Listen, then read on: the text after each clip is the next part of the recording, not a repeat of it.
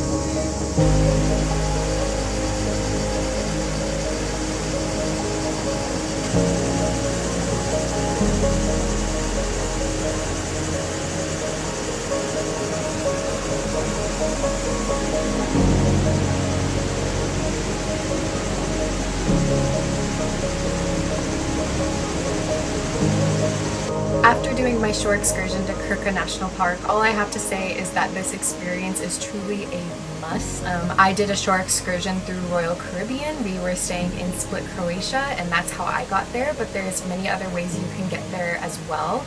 In this next little bit of the video, I'm going to kind of just walk you through what my experience was like on board the ship, but also kind of explain the different other options that you have if you are not traveling on a cruise ship, and how you can go see this amazing place, because it really is so amazing. It was so beautiful, so beautiful. So for any crew member who has a day off, we can sign up for the various tours that are happening on that particular cruise, and we can be what they call an escort. So in the beginning of the day, usually the tour loads happen around like 6 a.m. It's pretty early. Our job is to help the shore excursion staff and make sure everybody knows where to go. We make sure that all of the different numbered lollipops are set up in different places around the theater, and that everyone's organized properly and that they all get on the right tour. On this particular day, I was on group 5, so when it was finally time to bring group 5 down, I just went straight on the bus with them, and then from there I can pretty much just take off my name tag and just kind of blend in as a guest and just enjoy my day. I'm not really working beyond that point. From a guest perspective, when you sign up for an excursion like this, you get a ticket and it'll have the name of your excursion, and it'll also have your group number. So when you go to check in on your excursion date, you'll go to the designated area that has your numbered lollipop and then just follow all the instructions from there. So when I took everybody down, we went straight onto a tour bus, which is how we got to Krka National Park. From Split, Croatia, it took us a little bit over an hour to get there. For me, the drive went by pretty fast, but some people fall asleep. You know, you can do whatever you want while you're in the bus, and then before you know it, you're there. Another popular place in Croatia is Dubrovnik. If you are traveling from there, it will probably take closer to 3 hours. It is 172.7 miles from Dubrovnik, whereas from Split is 53.8. So it is quite the difference.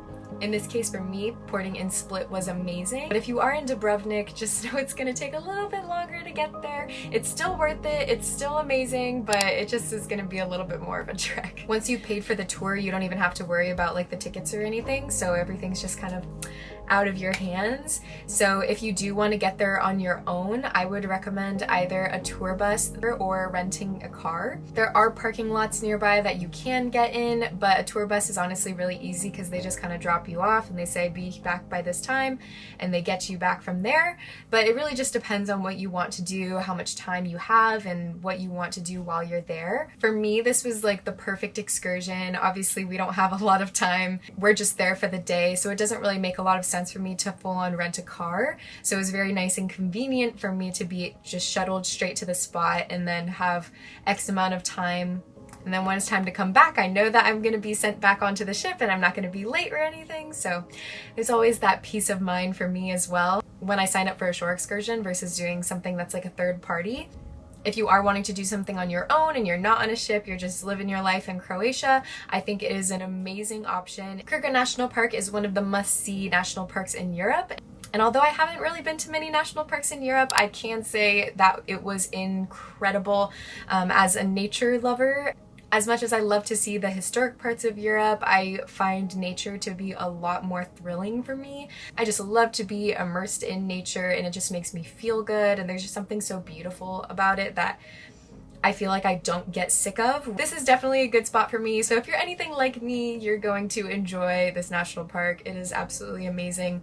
I saw online that they do boat tours. Krka River is like a giant river that runs through, but there's various lakes throughout, many waterfalls, so there's really a lot to see. So if you can be there for longer, I think it would be better, probably just more enjoyable. You can really see everything, whereas I feel like my time was a little bit more limited, which worked for my case, but all depends on your needs, you know? So once we got to the national park and our tickets were squared away and everything, we followed the tour guide down to the main area where there's like bathrooms and a water fountain. It's just a more like central localized area. And from there you can kind of just do whatever you want to do. Our tour guide did give us the option to follow her as she talked about the area, you know, little fun facts here and there.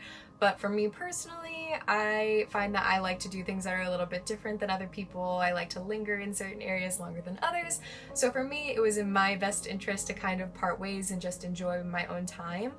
But I did like having that option. So if I did want that guidance, and especially because I was alone, I can see how someone else who might be traveling alone might not want to separate from other people.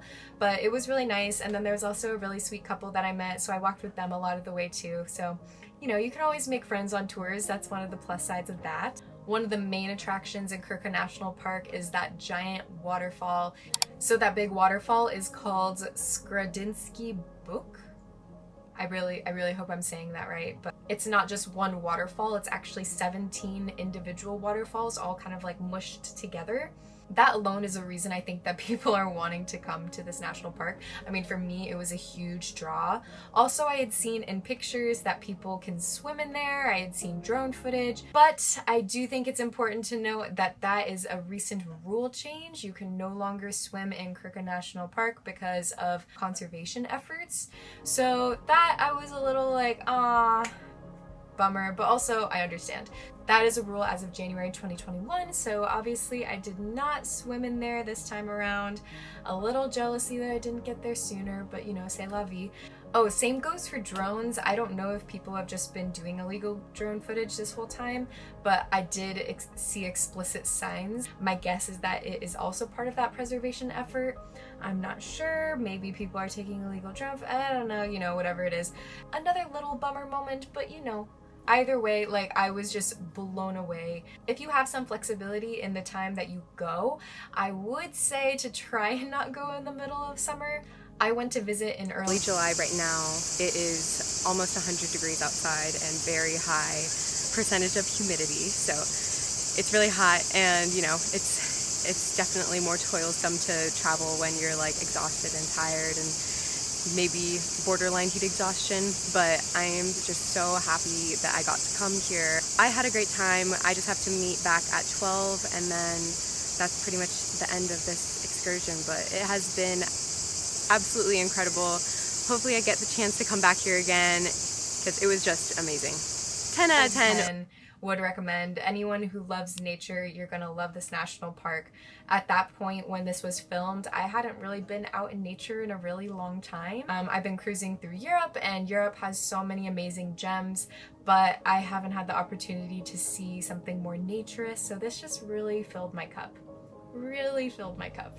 I've linked some resources in the description, and I hope you guys have an amazing time if you end up going. Thank you guys so much for watching this video. Don't forget to like, comment, subscribe, do all that fun stuff, and I'll see you guys next time. See ya! Bye!